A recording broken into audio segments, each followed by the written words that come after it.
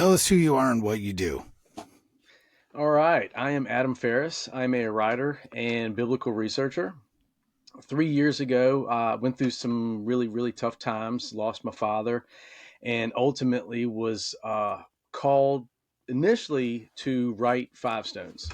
I wrote Five Stones, and then as I was just reading the Bible, I started noticing a lot of odd things, if you will, going with what the biblical narrative is. Yeah.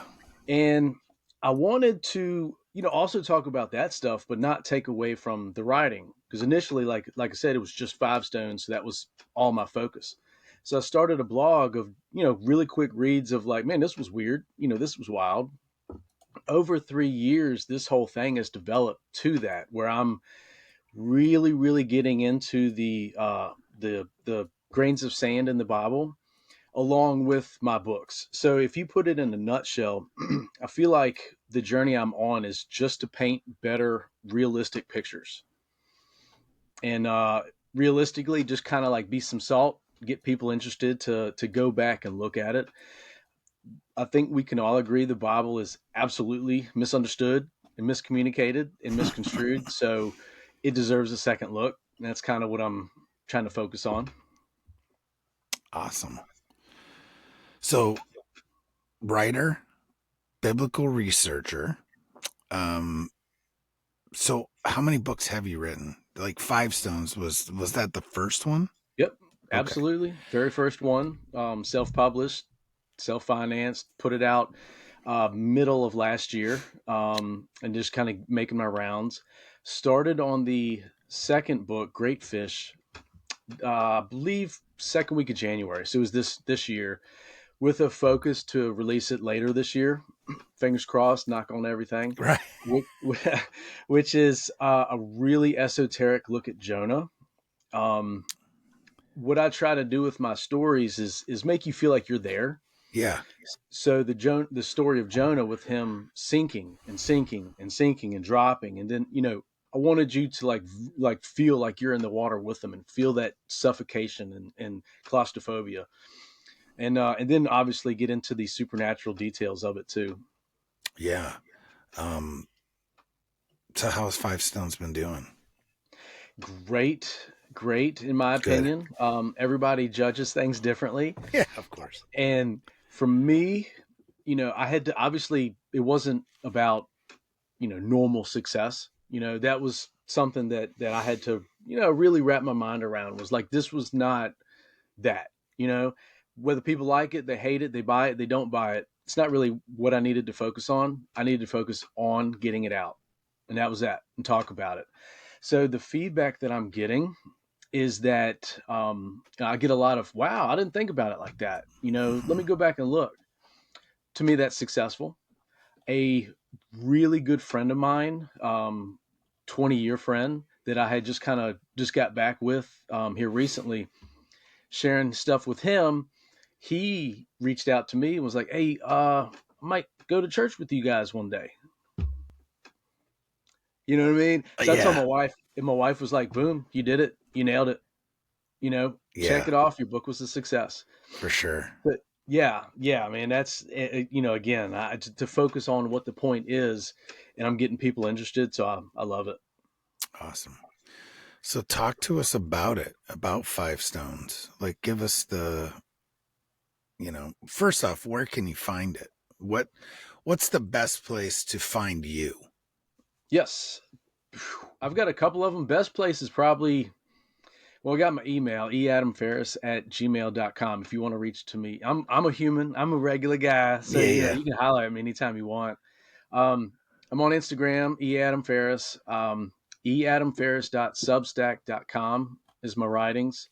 Fivestones.bigcartel.com is the commerce page for the book.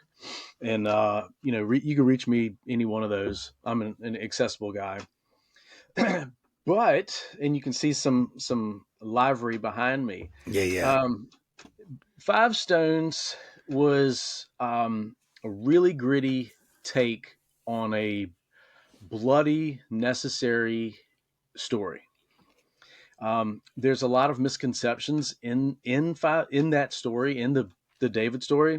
So if you look at five stones that's trying to clearing things up, right off the bat, um, I knew I had to attack the Amalekite scenario.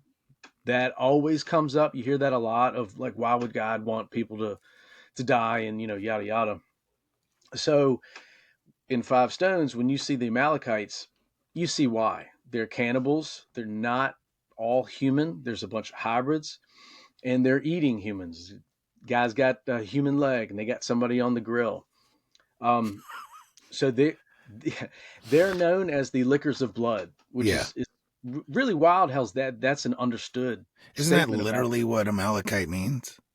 Roughly Blood liquor? translated, yes. Something like that? Well, not to go so far down the genealogy rabbit hole, but they come from Edom, and Edom, I do believe, doesn't mean red. Like everybody says, it means red. If you look at the context of when Edom came, it was when Esau was begging for the red pottage, lentil soup. He was in desperation, begging for this. So I think Edom is a worship of blood, worship of red, and that's the Amalekite bloodline. And we'll get into all the bloodline and how that's super crucial in all these stories too. But yeah, that was just a manipulated, changed humans into this raw thing. We don't know what a strict diet of human blood would do to a body. We know that you can't do that. So what would happen if it happened, right?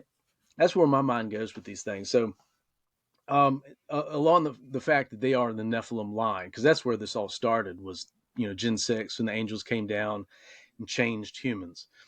So focus on that. That's page 2. Right when you get into it, I want you to feel why they had to go. This page behind me is my favorite page. Is when Samuel kills King Agag, because Saul didn't follow God's direction to a T, because he's boastful and he's a king and I'm better than everybody and I can make my own decisions. It was a call of action from God. It had to happen. And I wanted to emphasize why, because of how bad they were and where they were doing to humans. And when I read this part of the story, all I saw was blue and red. I just kept seeing those colors. So that's why I painted that. And that's the symbolism behind me of God, I don't ask you much, but when I ask you to do something, I need you to do it. Yeah. He's a father. We're fathers. We get it. Yep. And then you get down into Goliath, and it's five stones. It's not one stone. It's five stones on purpose because of faith. He didn't grab one because he thought he would miss. The other giants were there. So in my book, Five Stones, whenever you see Goliath, you see the other giants, and they're not forefront. They're it's subtle, because that's kind of really how it is, but they're there every single time. And you see a different Goliath the first time than the second time. Mm-hmm. And what that is, if you go through scripture, we weren't really scared of giants anymore around that time. I believe that there's plenty of evidence they were using giants, and that's what kind of built our landscape. So what I do, symbolism, is when the Philistines come in, they see this rugged, just giant, and they bring him in because that was the Bronze Age to the Iron Age, and they're known as craftsmen. That they decorated him suits of armor and put him right up in front. That's why he was the champion of the Philistine army. It was on purpose. It wasn't, he was just the strongest. Like, I feel like it was done intentional. And that too is why, you've heard the speculation he was the king of Goth, Yeah. but he doesn't recognize himself as the king of Goth. Now, he would have, because Saul was a king, and, we know the problem with kings. He recognized himself as, am I not a Philistine?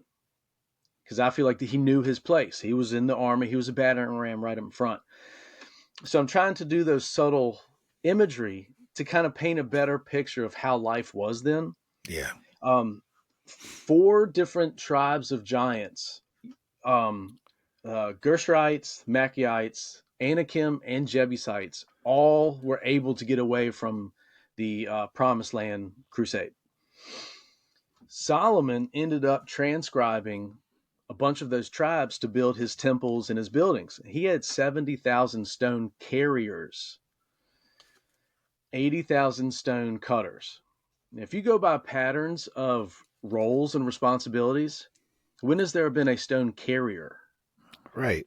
There's workers, and there's this and there's that. In Nehemiah, they specify who's going to build what parts, but there's never like a stone carrier. And again, like I And then started with 80,000 stone cutters, you said? Mm-hmm. Cutters in the hill. Yeah, and cutters, like, that makes sense, but carriers. So speaking of the grains of sand, that is, again, like talking with my blog, that's so much enjoying that part of this journey is anything when I'm reading the Bible, anything that just doesn't seem normal. And that's, because I come from distribution, that's my Mm-hmm. career background. And the way I would train, anybody that was going to be like management and looking into investigations and stuff, look at everything as a normal transaction. You ordered your tire, you got picked, shipped, and you got it. Look at it complete, no issues. So when you need to look for an issue, now you know where to look for the spikes. And that's kind of what I do with the Bible is when I'm reading something, I'll give you an example with the three sons of Zariah, David's nephews. Yep. The pattern is it's the father's mentioned and son of, right? It would be Adam, son of Bill. You know what I mean? Or it would say Adam died, Caleb remarried, and blah, blah, blah. It's very specific. The sons of Zariah go right to Zariah and then mentions them, Joab, Abiashi, and Ashael. You find out that Zariah is David's sister.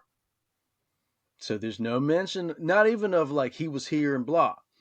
Now we know that generally is because it comes from a bad bloodline or Nephilim or whatnot. My backing point is Joab, one of the sons of Zariah. He gets passed over as head guard by Amasa because Amasa is the son of a man. What other kind of son is there? Yeah, right. So when you're putting these details together, it's like, oh, I get it. Because he wasn't the son of a man. That's why no man is listed. And that's why you remember the story of Absalom when he's stuck in the tree with his hair? Yeah. And Joab gets so mad, he grabs 3 spears in one hand and kills him. That's a big hand to Yeah, grab no 3 kidding. spears. Hmm. So, you know what I mean? So I'm putting Yeah. these putting these details together and it's just a different picture than what was painted for me growing up. So yeah, that's kind of like the big focus. I try to put that symbolism in there to make you think. Exactly, to make you Yeah, think. no, it's got me like I mean straight up confused. Like, Hmm? I mean, maybe this isn't an episode I should have gone in too cold. It's all Since good. we were Hit me, talking man. about that earlier. Yeah. No, it's just like wow, like you don't really think about it because yeah, you don't think about them talking about other than like cursory you know, things about giants, right? And that this is kind of in a sense giving giants more character within the Bible, right? Hmm. You familiar with Obed Edom? Uh no. I mean, So, I know that I've heard obviously hmm I've heard the name, hmm but not I'm not like familiar. sure. Well, what you just said made me think of Obed Edom because everybody has heard of Obed Edom because he plays a very crucial role in the story of David. David was on his way to become king, and he had the ark in a carriage, and 2 guys were going with it, but they were not Levitical priests. They didn't come from that bloodline. The Levites, right? Cart cart stammers. Dude reaches over and grabs it, and he dies. And Yeah. David, like, really, really, is upset at God. Why would you kill him? It's not our place, but he's not a Levitical priest, and there's rules, right? But he leaves the ark with Obed Edom. Now, Obed Edom is just like, oh, the guy that held the ark. He was a great guy. We can trust him. Put the pieces together. He was a Gittite. Goliath was a Gittite. Now, David and Samuel the seer chose 22 specific people based on their genealogical history to be the Shoarim. That was a title in the temple, the Shoarim, the gatekeepers or the porters. So Obed Edom is a Gittite, and he was chosen because of his bloodline to be a bodyguard, to be security. Yeah. Yes, Yeah, exactly. man. You get it. Yeah. So, like, that's a huge part that's overlooked. Now, go a little bit later on in the story when David is really heartbroken that his kid's trying to kill him. He's climbing a hill and he literally says, please God, give me direction. I'm quoting, Yeah. help me out. When he gets to the top of the hill, there's Hushai the Archite up there with dirt on his head, already like mourning, and who is David's friend. If you backtrack, the tribes in Canaan that needed to go, Archite was one of them. Right. Archite means to belong in Hebrew. Yeah, man. Dude, all right. So you know what this is doing to me actually now, and I'm looking it up. And you might know. Do you know who Joel Thomas is? Have you ever heard that name? Yes. He's got he does a podcast for Tony Merkel, or he's on Tony Merkel's The Yes. Confessionals, but on Yes. Merkel Media, and it's like something with the rabbits. Feed the rabbits, rabbit hole. I know Yeah, I know something with the exactly what rabbit you're talking hole. about. Now, now, last year, so I'm trying to find it now. He did an episode, which kind of made sense to me, but now this is like tying it hardcore. That talks about David and his mighty men, and how like probably a bunch of them were giants. Dude, You know what I'm saying? So this is kind of like so he had put all that together, but now this is like even the precursor. It just gives it more credence. So when David was on his way to become king, he meets a guy named Ittai, the Gittite. Ittai is the commander of 600 Gittites.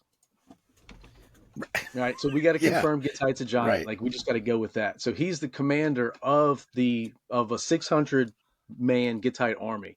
They side with David, and Ittai becomes one of David's 37 mighty men. Because I've been working on David's mighty men for like a minute, and I've got a bunch of notes of crazy stuff. I'll try to get the highlights because it's so. First, it's Second Samuel has a list of 37, and then Okay. First Chronicles has the same list minus a couple of, I would say, misspellings. But then it has another list of another group of people that pledged their allegiance to him. Some of them are like Moab lion men. Yeah, and that is something else that he talks about too. Is like, are we literally talking about lion men? You know what I mean? Oh, we're going to go down that. All right, So, good. I'm but then I'm he waiting, has, man. yes, he has 11 lion faced men from Gad Okay. join with him. So it's like it's really complex because in Samuel it's just those guys, but then in Chronicles it's like the whole crazy army, and that's like Yeah. a So they're novel. talking I'm about having a good Nephilim in essence. That's the wild part in this is when you think Nephilim, the picture we have, they're bad, because that's kind of where it started. But all of these examples are bad people, if you will, that followed David and Yeah. essentially give their life, right? Because Obed Edom is a huge character in the Christian Right. story. Happened to be a giant, and no one talks about it. But Yeah. Ooh. right, Yeah, so dude. the Lion Men. So he has 11 of them, like I mentioned, join with him, and they're super brutes, and that's a long, long story. And that's But the Moab, right? it's where we're going, yes. Yeah. So that story is a fun one. I took a little bit of time to really try to, not biblical story, but real story, like humans on the planet. How could this happen? So Lot. Abram's nephew. You know the story. They Abram's Yep. journey. Blah. Lot is single at the beginning of the journey. He doesn't meet his wife till Sodom. That's the first time he's mentioned to having a wife.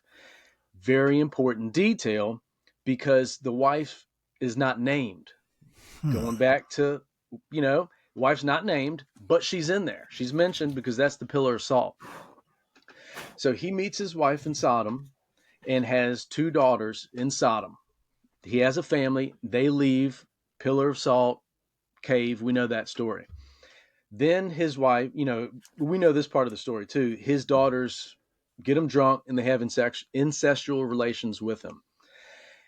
So scientifically, if you look at atavism is having benign genes or traits that either never pop up or pop up during specific stressors like schizophrenia, red hair, crazy height, short, whatever. Yeah. It can also be animalistic features Hmm. because, there's people in history that have grown tails and all that stuff. I think that bloodline was already tainted in Sodom. That's why she turned back because that was her family. It wasn't just, her house. You know what I mean? That was her family as her life. That bloodline was already tainted. And then that ancestral relationship was enough of a stressor to cause that that lionness appearance because that's where Moab comes from is lots the Ammonites and the Moabites from that bloodline, and there's enough evidence in Scripture that they're not normal human beings. Like there's plenty backing, and lion men is mentioned multiple times. I went to DC with my family a couple of weeks ago, and there's a lion men statue that they found in Germany. Yeah, so Yeah, dude. My mind is a little blown right now. So I mean, I'm just trying to piece it all together, right? So, mhm. I mean, and it's happening. Um, I just steered. That's very, because that's one of those things that people don't think about, like with Sodom. Um, and that's part of the issue with, you know, w- the way that they react to those angels before, right? It just kind of shows that it's like a telegraphing of the fact that they have already had relations with angels, right? And they know it's like they just can't control themselves, right? So we know that there's been Nephilim and stuff coming out of there for, generations. Yeah, Just, I I take that as very animalistic behavior. yeah, If you get down to as humans, the bare bones, there's generally some form of restraint, right? I mean, there's right. exceptions, but Allegedly. exactly, animals don't have that because animals have the specific. This is what's here: eat, drink, poop, multiply. Right, So I think again, grains of sand. I think that is a kind of a precursor piece of like how Ammonite and Moabite can become because they were already not functioning as normal humans. right, right. Or had been modified or tainted a little bit here and there somehow, Mm-hmm. right? Mm-hmm. Man. I Okay. think too with Noah, I think that's a really good example of that because it's specific. Noah was a good guy. Noah was, Noah's a great man, but Noah already had a family. It didn't say the Brady Bunch was great. I'm keeping these guys. It said Noah. It is unfortunate that his bloodline was tainted when they got on it. I believe it's genealogy. It's simple as that because Ham got there. And if you look at the breakdown of the wording for the curse, it's not normal, right? I think Yeah. it's like a bigger thing because, they go right into Canaan, and he hadn't even had Canaan yet. Right. So I think that is the telling thing. Was it multiple incursions? I don't think it ever stopped. I think that, Gen 6, First Corinthians, but then you look at bloodlines, once it's tainted, Deuteronomy 23 says the Ammonites and the Moabites are not allowed in the temple even after the 10th generation. So that means some can be birthed out and some can't. Right. You will always be a Moabite. Or, after time, you're no longer a Calebite. You're pretty good now. Right. This is, yeah. So my big thing, I mean, I get into all this stuff, right? But my big thing is like my main focus of research for me is Bigfoot. Hmm. And this just opens all kinds of cans Yes. because of that. Yes. Like, what are Sasquatch or Bigfoot?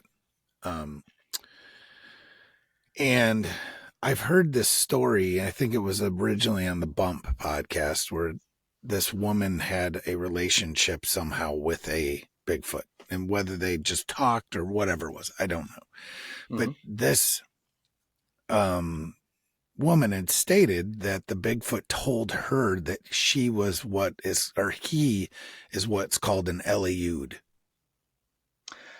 Have you ever heard that term? Yes, I have heard that term. Now, the person that kind of cleared it up for me and some other folks was Gary Wayne. Do you know who Gary Wayne is? Yeah, Mm-hmm. yeah. He's Oh, kind of big time. a freaking wizard. But Yeah. anyway, so the Eliud, that side of it, it just kind of makes you realize, and and this entity kept saying that it was in search of redemption, right? And I don't Esau. know, I'm trying to put it all together. Um, but it does because of what you just brought up about the, um, the genetic features that Hmm. can be, what's the lack of a better word? Animalistic features that get triggered, or or Atavism. yeah, or that we are actually Nephilim of some sort, right? Or some aberration of that. Hmm. I It's think just it's got as my brain spinning. So good.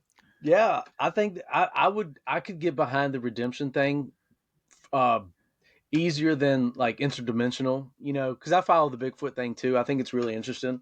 I remember I'm 43, so I remember when I was a kid, Bigfoot and um, Loch Ness monster was like super huge. yeah, yeah, I always thought Loch Ness was like cooler. You know what I mean? yeah. No, But I understand.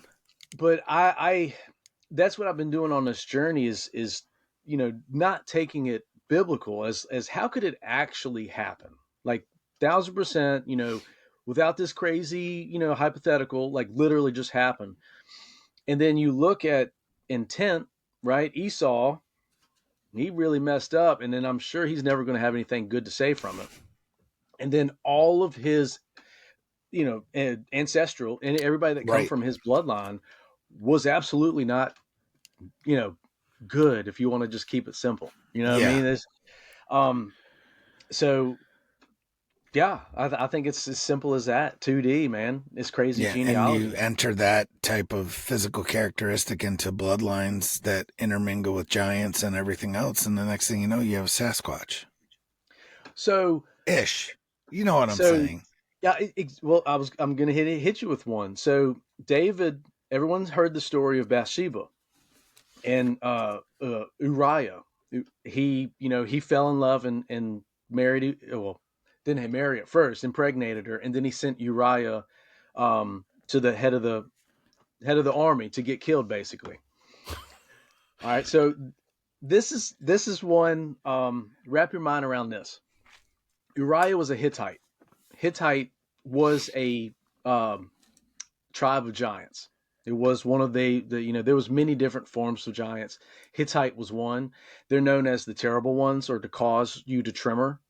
Yep. But David fell in love with Uriah's wife. So was she a Hittite giant, or was she normal? And I've been trying to like put that together, in a PG form and just, be Yeah. nice about it. But was that happening? Right? So Yeah. yeah. Dude, That it makes you seems think, as though, man. frankly, David hung out with a lot of giants. The Or stories, maybe not just giants, but maybe just folk of, not human bloodlines, or Hmm. not completely human, right? In my research, his 37 men, just the 37 men, not including the other garrisons we talked about, are comprised of a minimum 12-ish giants. Um, there's two like wolf human, and Yeah. yeah, well, I'll explain that. Then there's an Arbite. Arba was the father of Anak. And then there's somebody else that's from the land of Ar, which is in Moab, and Ari is Hebrew for lion. Right. Yeah. So he had a bunch of other lion style people. Because there, we already identified that there was what, 11 or 12? The 11 specific Yeah. lion faced men, yeah, Yeah. and that's not including, like I said, the 37 men. Yeah. So the Aohite, let me break that down. That's a fun one. So in Hebrew means to howl, and then OAH is signifying some form of beast. Like there wasn't a name for this Right. beast. So it's a howling beast. They come from Howling a tribe beast. of howling beasts. Yeah, dude. Just, Yeah, man. I mean, this is Yeah. awesome. And pretty much I know I'm going to have you back on Oh, after I that's do some awesome. of my own research to just so I can ask you poignant, educated questions. Yeah, yeah, yeah. I Cause right appreciate now that, I'm just man. like, holy shit. Like I'm literally my head's spinning because I'm in, yeah, I'm in awe, which is great. It's fantastic. And, I don't know how, like, yeah, we got to get your story out there, man. Period. That means a lot. I've This has been a passion project for 3 years. I in the morning I have my normal reading time. It's just reading. I'm on my third time cover to cover, and each time I do a different translation. um, the Living Bible. Everybody that's listening, the Living Bible is raw. It is brutal. If you have an opportunity to research that, please do, because they don't a lot of stuff they don't hold back.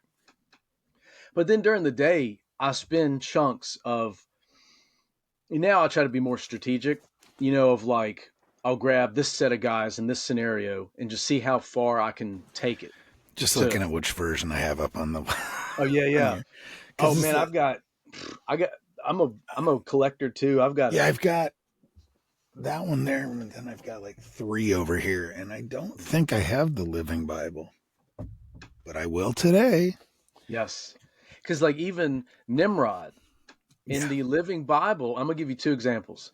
In Nimrod, in the Living Bible only, he's referred to as one of the first kings. Mm-hmm. And I think that's very loaded to all these crazy stories. Also, Benaiah, one of David's mighty men, who might be a human in some fashion, he's the son of Jehoiada, a valiant man from Kebzel. In the Living Bible, Jehoiada comes from a family of fighting priests. Okay. So, and again, that's just the Living Bible. So when I research, I like Bible Gateway because you can isolate scriptures and then look at all the translations, because you have to, because unfortunately there's a lot of intent. I keep saying that word, but Yeah, man. Isaiah Isaiah 34 is a great example. The most brutal translations refer to the Sair, the he goat, the, I'm gonna say it wrong, the Ayim or Avim, which are wild cats or like lot more lion men, and it also mentions Lilith. But if you go to other translations, oh, the wild cats and the wild goats were in the land, you're gonna miss what that means. What it's happening is saying that Edom is getting it's getting judged for all its evil, and what's going to happen? What will be left? Basically, is like, I'm gonna come in, kick everybody's butt. Only thing that's gonna be left are the wildcats and the he goats. He goat.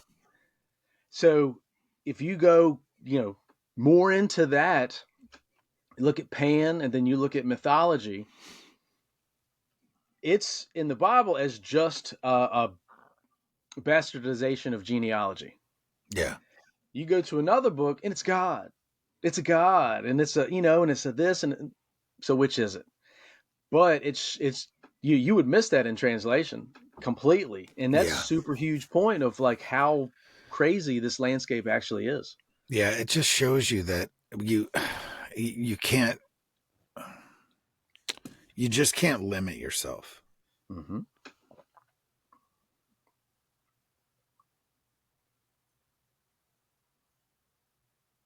Sorry. Oh man, it's Um, all good. so oh God, what was I going to say? Yeah. So freaking translations, man. It just shows that you need to do something like go to Bible Gateway where it gives you all the things and allows you to pick and choose. But it's like unfortunately, why should I have to pick and choose? This is part of the problem, right? And that's where stuff gets confusing is like, yes, God's word is God's word, but God's word is given differently in different languages and or translations to an Mm-hmm. extent, right? I mean, Well, that's what I was saying with intent, because and you can't. There's always exceptions, so I don't feel like you can always be like it's this, and well, that's no, everything. and that's what I'm trying to say is there is some gray. It's not black and white. It's not Mm-hmm. clean. Like Mm-hmm. we wish, and that's how humans work. We wish things were super clean, but they're Mm-hmm. not. Yeah, like there's gonna be people when they're translating it, it's like, we probably shouldn't say he goat. And then there's gonna be the people that don't understand it. Now look, so one of one of David's mighty men, um, it's listed as there's I didn't write it down, but it's basically a Herodite, and then there's another Herodite. But when you look at the which means mountainous, but if when you look in the Orthodox Jewish, because I rely on that big time, um, it's a uh, Herodite, and then the guy underneath them is a Charodi, Charodi. It's not spelled the same, so it's Yeah. different. But in the other translations, somebody for whatever reason was like, "Oh, it's the same thing." They're just because Hebrew they have the ch, and that's how they pronounce their words. Huge mistake in my studies. If I'm right, wrong, it's all good. But a Chaordi is an ancestral tribe from India, a specific part in India. Then you kind of really thinking like, that they were like Right. they were exploring and checking other lands out. And so I was like, all right, well, if I'm right, wouldn't it be wild if there's some kind of megalithic structure or something weird around that area? And there are. There are. There's megalithic structures in India, like northern India, Oh and yeah. then you know them. Yeah. So it comes from those. So am I right? Am I wrong? I could see that happening because a lot of times in translation, if this would, I don't want to paint people in a picture, but if they don't know it, they just kind of go with what they think it is. An example of that is Ben Hinnom. Ben Hinnom is the place of burning your children, passing your children through the flames. Through translation, that becomes Gehenna or Sheol. But that's a huge error because Hinnom is a name. It's not it is an area for the person that owned it. It's a crazy Canaanite name Hmm. because in the King James version, it's son of Hinnom next to the Valley of Giants. So later on, it's known as Gehenna, the burning place. Wrap your mind around who Hinnom is and what he was doing, and he had like in a valley, it was a graded out pit kind of thing, and it was a big thing of like your children would pass through the flames. So who's Hinnom? What was he doing? Dude. Yeah. It's you've got I've never this is the first episode where I've really ever been so taken aback It's by an honor, the man. by just the because what it just opens up so many cans of worms, man, that and you just can't hold on to those, you can't grab them. um It's deep. It's it just complex. definitely it's way more complex because again we try to put things in little boxes, especially as men. Mm-hmm. And those boxes just can't hold this. You can't. They can't. So See, I am yeah, a little blown away, man.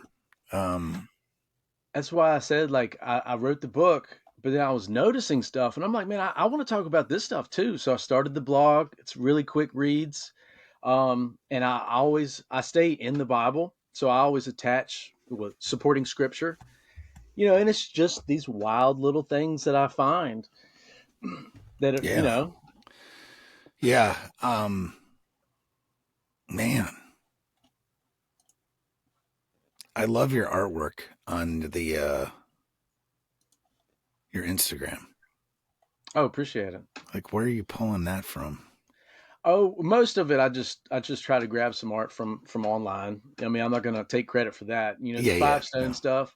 I'm not a drawer, so I Stephen Kurth was the guy that I teamed up with Five Stones. Yeah. Incredible guy. He's in the comic book world, like the actual comic book world. Since I was like super new, he was awesome with me and like kind of guided me on you know extra structure and extra things you wouldn't think about. Yeah. This next book, because I want it to be organic. I like to work with different artists to get just completely different takes. I'm Absolutely. working with a guy coincidentally in Brazil. Name is Joao Filipe. Okay. I just loved his style, and I was like, "Hey, man, I don't know if you're into biblical work, but I'm doing this crazy thing with Jonah, and I think you're going to really capture it." He was super down, and we got the first 3 pages out. I'm getting ready because I do the painting, so I'm getting ready to print it out and do the painting and stuff. And it's going to be Leviathan, not a whale, because we, Yeah, which again, which I think, you know, I that's more plausible. oh, for so many different reasons, yes, Yeah. for so many different reasons. Um, and what we're gonna do with that, I'm excited because I haven't described Leviathan. When I wrote the script, I put in um, take from the Bible, and I gave the scriptures. And when I talked to him, I said, "Look, I want your imagination to go wild solely on biblical alone. Nothing else, nothing outside, no hypotheticals, just biblical description. And I'm not going to tell you what I want or what it to look like, because he's the artist. I'm not. You know what I Yeah. mean? And so that's going to be wild. And then also we're suggesting that the worm in the story that eats the gourd is the shamir worm, which is a stone cutting worm that coincidentally one of Benaiah, we mentioned David's mighty men, Yeah. in the midrash, it's theorized that because Benaiah ended up becoming Solomon's head guard too, that he found the shamir for Solomon, and that's what they were using to help build their temples. Right. So we suggest, I don't say it, but I suggest that that's the worm. Because I don't I don't take anything at face value really, but these stories are very complex. That I mean, you can't just because think about that. Think of the logistics of say Jonah is a 6 foot tall guy sitting Indian style, so he's probably 3.5, 4 foot, bottom to top. The gourd is going to have to be 4 to 5 feet in height, and it and Yep. it overhangs. So call it 7, 8 foot. The worm eats it without him noticing it, without it falling on him, and he wakes up to just the sun blistering on him. It's got to be a big worm. Right. You would think. That's the way my mind works on these things. Of like, how can it actually happen? It's got to be a big worm. And then I'm a storyteller, so I don't want to just like a worm. And I found that Shamir thing. I'm like, that's extra detail. That's some salt. Get people interested. Yeah, for sure. Damn. Yeah, man. Um, yeah, it makes way more sense that the whale is not a whale. Um, in that story. Well, the Hebrew word is Gilgadal, which is great fish. That's why I call it great fish. But Gadol, Gadol, is a Hebrew word used a lot of times to emphasize height and structure. The oaks of Mamre, the oak of Moor, or the great trees, the Gadol trees. Gadol Etzi is what it is in Hebrew. So I tried to hang on to that word because, again, think of it like logistically, he was in the belly of the beast for 3 days. The belly was big enough that, you know, stomach acids weren't burning him up and he didn't get digested. He was able to sit in that belly. So that's got to be a big animal. Yeah. And he got swallowed. So the mouth has to be big enough to where it didn't get chewed accidentally. And yeah, that's super detailed, but that's Adam Farris for you. Yeah. So, it had to be bigger than what we're being told. Yeah. Right. Goodness, man. Yep. It's gonna be fun. When do you think it's coming out? What's your We're shooting for projection? yeah, we're shooting for end of the year. Okay. We're shooting for end of the year. I hate to call it, because man, oh man, putting a book out. If there's any publishers out there listening, holla at me. Yeah, I got some big stuff. I got some wild stories wrote. I've got a really good one with Daniel 3 and 4 because I grew up on with American Werewolf in London. Yeah, yeah. Me too. So I did a 3 to 4 page. It was about 4 pages breakdown, scene by scene, of Nebuchadnezzar turning into the man beast. How wild is that going to be, man? Yeah, pretty wild. Pretty wild. Man, I'm trying to think. So back to Five Stones. Hmm. So all right. Well, how many you've been on a few podcasts, right? Hmm. Um, have you ever who have you talked to about this? Like, have you gotten any pushback? You know what I'm No, saying? no, that's the great part. God is good. Like I feel confidently like this is a led thing. Everything Yeah. is lining up the way it needs to. um, the people that need to see it are seeing it. I'm welcome to it because I'm not saying I know everything or Yeah, anything yeah, like that. no, it's what I'm wondering. It's like, is there has there been pushback?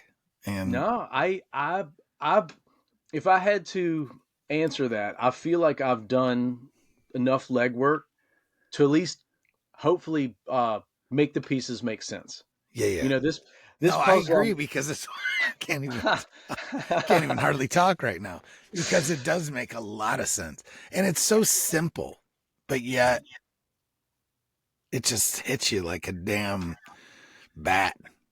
You know, it's like holy crap. Yeah, It kind of yeah. shakes you a little bit. Have you ever had a reaction like that? No, again, everything. God is good. Everything I've got is like, wow. I didn't think about it like that. Yeah, well, yeah, no, and that's a good thing. I'm just like not, Oh, I and love. I am not. I it just makes too much sense to me. Hmm. and Yeah. but it's like on the other side of that, I guess I've never really, other than that episode that I was telling you about, I've never really heard about anyone dive into it hard, except for like Gary Wayne. Hmm. Um, and his breadth of work is just so enormous that that's like reading the Bible almost. When I say that, it's like it's an undertaking, right? Hmm. To like try and go down his those his breadth of work because he's what doing this 30 years. I've got a lot of respect for Gary. When I first started this journey, I didn't know the extent of all of this. I initially thought I was just writing a book, and I wrote a good script, a really aggressive script. But then I was led to get into podcasts, um, and I eventually found Gary Wayne, and excuse me, I ended up, I mean, I just went crazy for like weeks and trying to learn everything I could. Excuse me.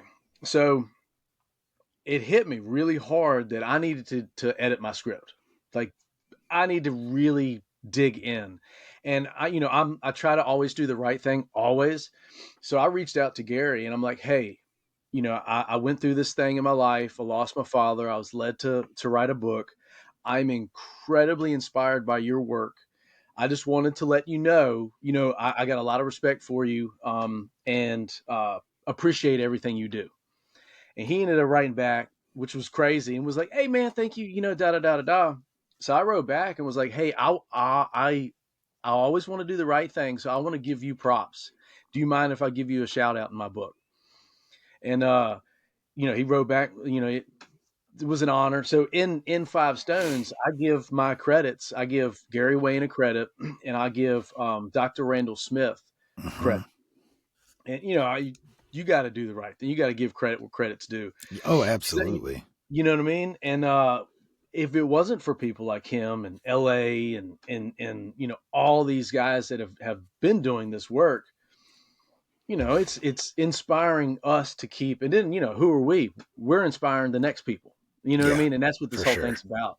So yeah, you bring up Gary. Gary's awesome. It blew me away how nice he was in the emails. He Oh didn't yeah, have dude, super nice. fun. And he's just awesome. What about Ed Mabry? Do you know who that is? I Remind me. He has Faith by Reason. Oh And yeah. I'm wondering his take. I like to throw things off of him Hmm. and just see his take. So I'm wondering if he's even, well, he's gonna become aware of this. Um, you know what I mean? Yeah. Just because he's one of those people. Hmm. He's done the work, and you know, let's see. I'm excited to kind of see his take. The other person is Justin Doc Brown. Have you ever? I was on the dig. Doc's Okay. cool. Doc, yeah. Those guys, yeah, yeah. I got a lot of respect for those. They were the second podcast I was on, so mad respect for those guys to taking the chance on me. Yeah. Just some random Got you. dude sending an email about a book.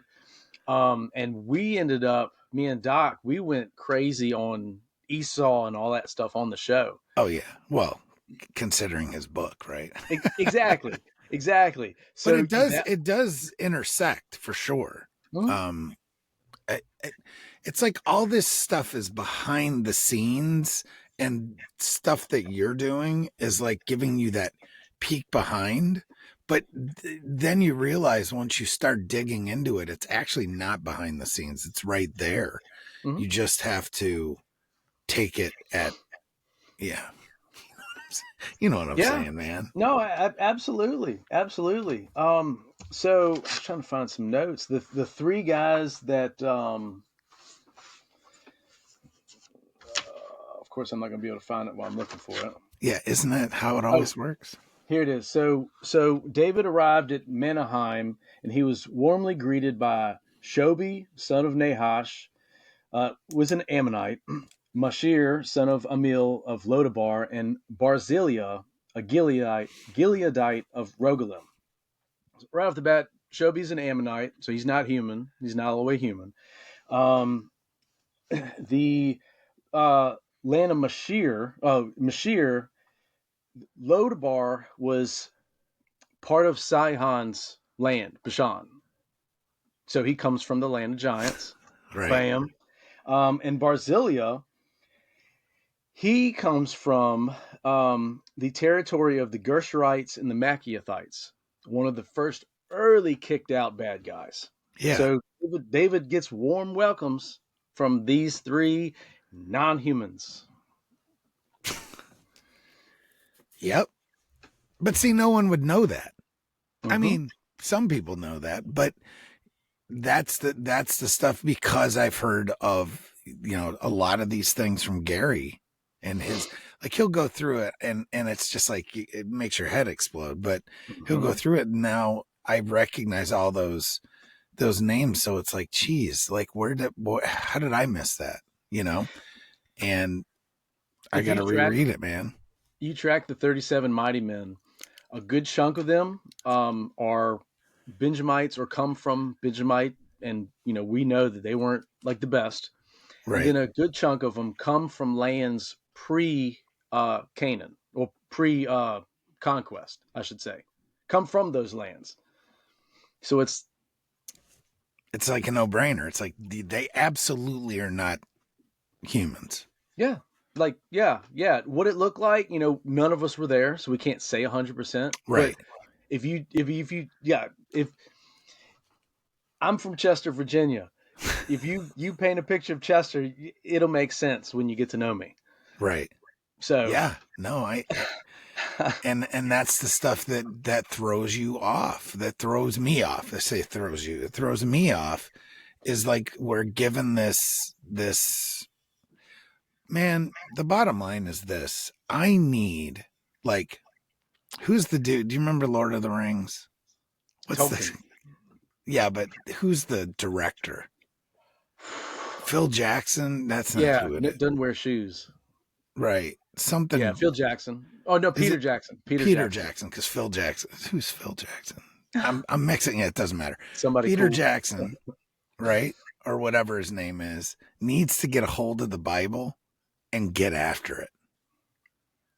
Because people would not, it would change. And I don't think it's going to happen because it would change the world, Hmm. period. If a movie was made as it should be, it would, people would, yeah, it would be the most life-changing thing ever, period. At some point, somebody would be watching that, and they would look over and be like, "Hey, do you think that they built Baalbek? Right. Hey, do you think that they had anything to do with the pyramid?" Somebody would say, "Oh, hey, Wait, wait, 70,000 stone carriers. And we're yeah, talking about people that are, well, people, this is a loose term there, mm-hmm, obviously, mm-hmm, but come on. But you know what? It would make sense, right? I mean, I think people leap too quickly from like, oh my God, we were inundated literally with giants on this planet. And this is part of the whole reason the deluge happened, right? The whole reason the flood happened was to cleanse the mm-hmm." earth of all this stuff that literally it got to a point where it was so tainted, right? I guess is the right word, maybe.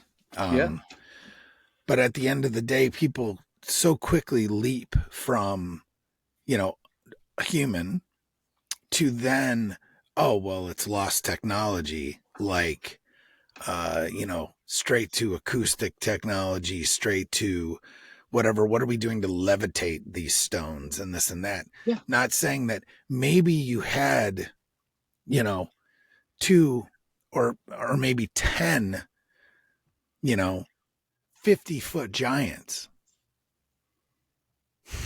that literally could pick this up. Dude, I would Or argue all or day. you know what I mean? Who knows? Yeah, I would argue all day that there is no actual explanation Right. right now. You know what I mean? Because you mentioned the levitation and the magic, and I mean we're in this world. We've heard a Yeah. million different explanations. None of them logistically are correct, right? If you were the manager and you were walking in, you were cutting the lights on, Yeah. how can you get them tires out? None of those actually make sense. I'm nobody, but if you apply a big person, I would argue that logistically now it does, you can actually see it. Yeah, it makes more sense, right? Especially when they have knowledge, or at So least maybe their ancestors had knowledge that was then part given to them. Or Ezekiel Ezekiel 28, the king of Tyre, he's getting his due. Ezekiel comes in and God tells him, remind him that you were the guarding cherub in my garden. and you've lost your way, and this and this and this and that and that. It doesn't say you were like it, or I look to you as. It says you were. Remind him you were, and you've lost your way. So that means Genesis 6, right? He was an angel, and now he's the king of Tyre. And Tyre is a land. It's in Yeah. there. And there's millions of stories of it. To back that, the prince of Tyre, his penance was that he was getting wealthy off his special knowledge. And this is why I'm saying it, because what you just said. He's getting wealthy off his special knowledge. Where's he getting that knowledge from? The king that used to be an angel. Yeah. And that's why I mentioned that Nimrod thing earlier about the kings, because I think that's a big part of the Nephilim. Oh yeah. And what they were doing. They were conquering, they were becoming kings, and they were also starting religions and, calling themselves gods and stuff like that. Well, yeah, and that's exactly what I mean, it totally makes sense in the grand scheme of all that. um and we talk about like principalities, right, in the Bible, and that how much power they have over certain areas, and they were given that dominion to an extent, right? And that was obviously in a lot of cases fallen that were those, in charge of those areas. It was their area, period. So what other thing would you call them other than a king or a god, little g god of these areas, right? And if they have the knowledge, then they're imparting all of that to select people, probably, right? I mean, this to me is just how it went. And it's like, where did all that go, right? Where did it go? So we're told that they were cavemen in those times, and Right. you were lucky. You were lucky to live past 11. Yeah. But then, in the Bible, they're not only are they building ships and going other lands. There's reference to bringing a peacock and an ape in. That's bigger than what it sounds like, right? Yeah. Right. Because it's not like, oh, they just found a peacock. Because they're, I mean, we're right. So where they find it, how they find it, how they, it like those are little details to tell you, like, they weren't cavemen. They were exploring the earth. Right. Them ships, I could imagine, because if you backtrack from where they were getting the wood, and the significance of the wood comes from the cedars of Lebanon, and it was the desired wood, and they would also, different people in different times would have specific groups go to get those trees because they were, I forget the wording, but basically like master tree cutters or whatever the case. Yeah. Master Anybody, arborists. exactly. Anybody cut a tree down. So that's more than what it sounds like. And then the fact that Amos 2:9, God compares Amorites to the size of cedar trees. So cedar trees were Some big folks. monumental. Yeah. Yes. And then it took big people to cut them down. And it took big people to make rafts and float it down the river to whoever needed it. Well, you have all the rumors, and I wouldn't say rumors. They're just like, and I don't know what to think, obviously, but there's some spots around the world where it looks like there's giant trees, or there were giant trees, right? I wonder, you just don't know, man. Oaks and Mamre, you familiar? Yeah, right. That's what I was just thinking, because you brought that up earlier, and it's like, I mean, there's these giant, literal, like, mountains that look like tree stumps, right? And I mean, it comes from somewhere. Like, where does all the tree of life, or like but in all the, not biblical, but the other religious aspects, where, North mythology, you've got the tree, the world tree. I mean, did that just, was that a figment of somebody's imagination, like, whatever, or was that a real thing that got chopped down or whatever? You know what I mean? Yeah. And that's like, we're talking about just different materials that than whatnot. And you brought up the stones with like Baalbek, the Trinity stones, which how Mm-hmm. much do those things weigh each? Do you remember? Something like I don't 300 right off. tons or something Yes, like stupid like crazy. that. Yes, like monumental. We can barely move a 30-ton stone in our modern Mm-hmm. age. Like they had to build, it took them a year to do it in Los Angeles. It was a 30 something ton stone. Yeah, the things that we're capable of, but we couldn't move that stone at this point too. It's not like that was we just found that, you know, Right. No. a month ago. Like we've been on this planet a minute, and we still haven't gotten past that. Yeah. It's on purpose at this point, in my opinion. It's on Yeah, purpose. That's not. for sure. I mean, geez, Louise. Dude. But so speaking of Oaks and Mamre and root cutting from Book of Enoch, you got Oaks and Mamre, Oak and Moor, and the Valley of Eshel. So in the whole story of Oaks and Mamre, Abram, before he becomes Abraham, he's camped out in the Oaks of Mamre, and he befriends Mamre, Eshel, and Anur, all Amorites. Now it is specific when God's telling Abram, you're going to become the father of nations. He talks about Canaan, but it says the Amorites have not witnessed their evil yet. So they were good. They were good giants. Abram partnered with three giants, and then that's how they got Lot back. But specifically, like I said, Oaks and Mamre. So that was his trees, his forest, whatever it was. And then you got Valley of Eshel. You remember Valley of Eshel is when the spies brought back, two of them carried those huge groups of grape. The way I would look at it, now I'm not a Book of Enoch guy, but I could rationalize root cutting in all of those examples as uh, using special knowledge to make things. Yeah, right. And then the example of those massive trees that the rocks that look like trees. I could see that. I could see that, right? Because I mean, we as normal humans can pollinate and make this plant and like this. Absolutely. You know what I Right. mean? Well, that knowledge came from somewhere. Yep. Yeah, dude. Well, Adam, Mm-hmm. thanks, man, for breaking my freaking brain today. Happy Um, Tuesday. do me a favor and tell everyone where they can find you, and we'll have to set up another time shortly to dig into some more stuff if that's all right with you. Oh man, I love it. I love Okay, this stuff. I love talking about this stuff. So it's an good. honor. I appreciate it. Yeah, man. Um, I'm on Instagram, Adam Farris, eadamfarris.substack.com is all my writings. Fivestones.bigcartel.com is the book.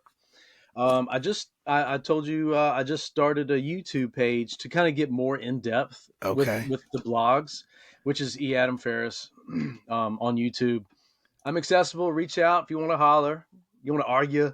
You want to pick some stuff apart. I love it. I love talking about this stuff. So yeah, I'm accessible.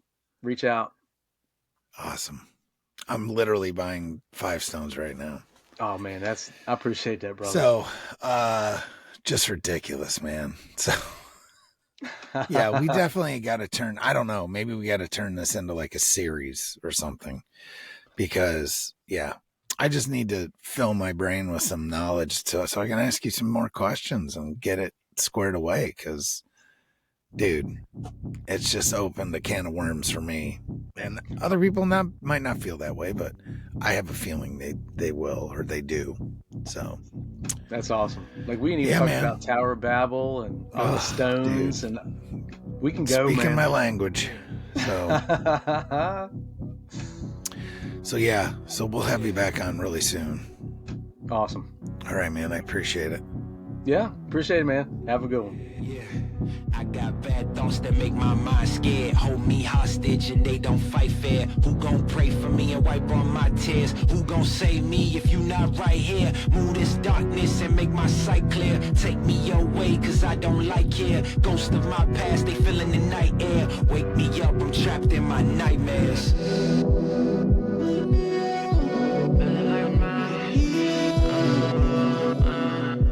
Wake me up, I'm trapped in my nightmares.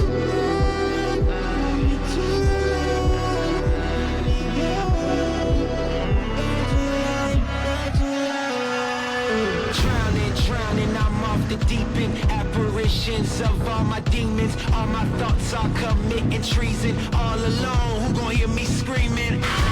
Manifestations of my fears. Regrets that stretched out for light years. Can almost touch the light, homie, it's right there. Body free, but trapped in my nightmares. Wake me up, don't let me drown. All the lights are fading.